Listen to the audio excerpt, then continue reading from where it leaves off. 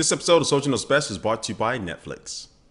Hey, what's up guys, Soldier Knows Best here. We're finally now in the year 2012. Yes, the last year that we have here on Earth. I'm just playing, guys, if you actually believe that. Anyway, 2012 is a brand new year for tech. And so this video, I'm going to talk about some of the new things and some of the new trends that I think may happen in tech. And last year, 2011, was the big year of the tablet. This is where tablets really hit their stride with the iPad 2. Android finally started seeing some tablets come out. And I think that is going to roll over to 2012 as well. I think what it is, and I mentioned this in other videos, I'm not going to stay on this for too long, but I think we are going to see these really cheap tablets, not cheap as far as, they just suck cheap, but cheaper as far as some of the alternatives like the iPads and the Samsung Galaxy. Some tablets at around the $300 price range, or some even lower like the Kindle Fire and the Nook. But they're going to be solid tablets and they're going to be good enough for most people. And those are going to be coming out the woodworks now. And then as the hardware progresses, those are going to be really just as fast as the higher end ones that were in 2011, but for half of the price. So I think that's going to be another thing. But again, of course, we're going to see the iPad 3 here very, very soon. I predict probably within the next 3 weeks, we'll probably see some announcement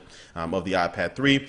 Then also to the Galaxy tabs will continue to get updated. So tablets will still remain strong here in 2012. Now moving on to cell phones, I'm going to talk about Android first. I think we're going to see this year transition for Android cell phones where I think a lot of the manufacturers will hopefully finally start getting away from these custom skins that they put on top of the regular Android experience. Because one, I think a lot of people, including myself, I kind of prefer the stock Android because it's just smoother, it's cleaner, it's faster, and it's an experience that Google wants you to have with Android.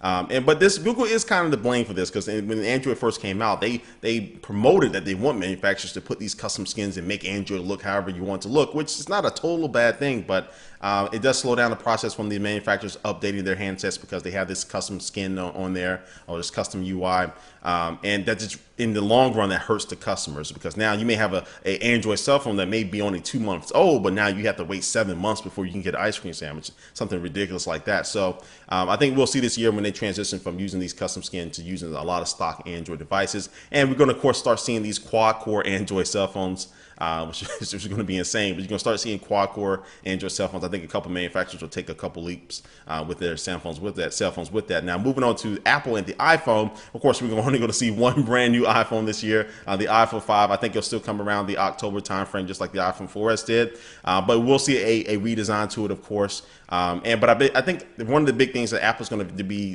doing finally now, I think in 2012, I'm going to predict that they will do some significant changes to the UI, to the way things look, or at least give you an option to change the way some things look on there. So I think 2012 will be more of because in the last iOS 5 update, they really got a lot of the stuff out the way, the little things as far as the nut and bolts of iOS. Now they can focus on the UI. So 2012, I think that's what we're going to see with the iPhone.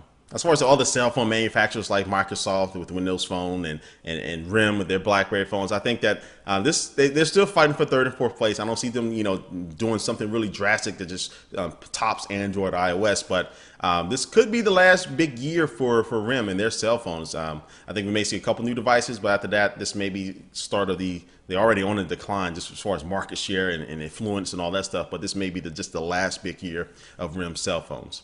And now talking about computers, yes, and I'm talking about the old school computers, and that is your desktop and laptop, which is kind of old school now because we're in the age of mobile devices with these cell phones and tablets. And so these desktop systems and the laptops are kind of they're not the main top priority of these big companies now. So, but I really don't see anything changing in 2012 with that. I'll just see them beginning to fall as far as priority.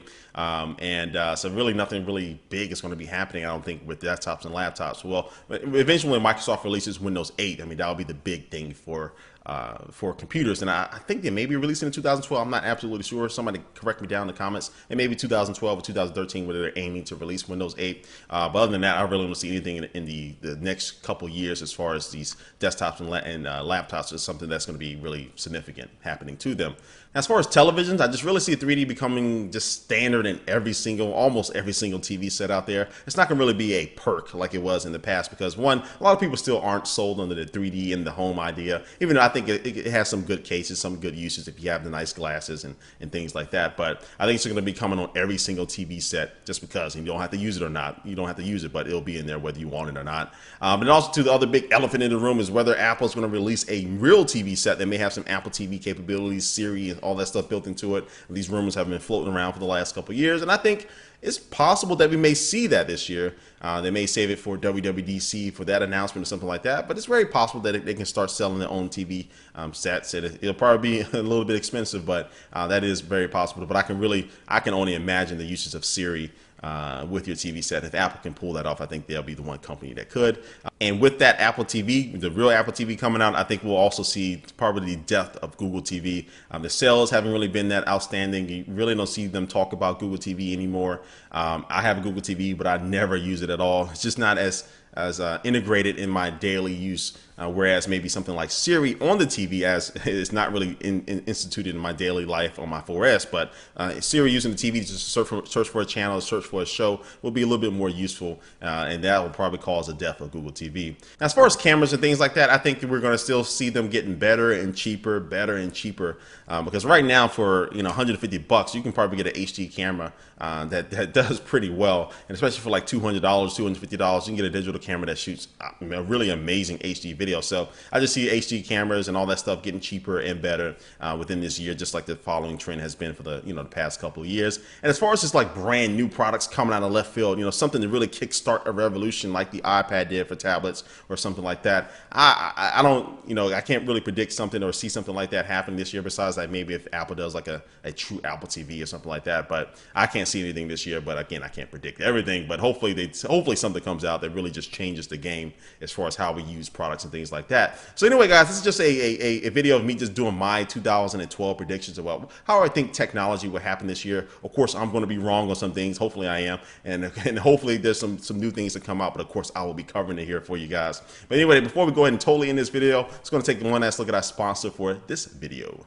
Today's sponsor is Netflix. With over 23 million members, a lot of people are already streaming movies to their TV sets via their Xbox, PlayStation, Apple TV, or Google TV, or to their cell phones or tablets, because most of these devices already have Netflix applications. So you can stream as many movies as you want. You can stream as many movies as you want from their library, and there's no late fees, no due dates, nothing like that. So if you're going to try it out, you can get a free 30-day trial if you go to netflix.com/soldier to see how Netflix will work out for you. Again, go to netflix.com/soldier. Alright guys, this brings an end to this video, but please leave a comment down below about what you think is going to happen in 2012 as far as technology and everything's going to happen, as far as what new products are going to come out, what new products that you want to see. Leave a comment down below. And thanks for watching, guys, and I will catch you later. Peace.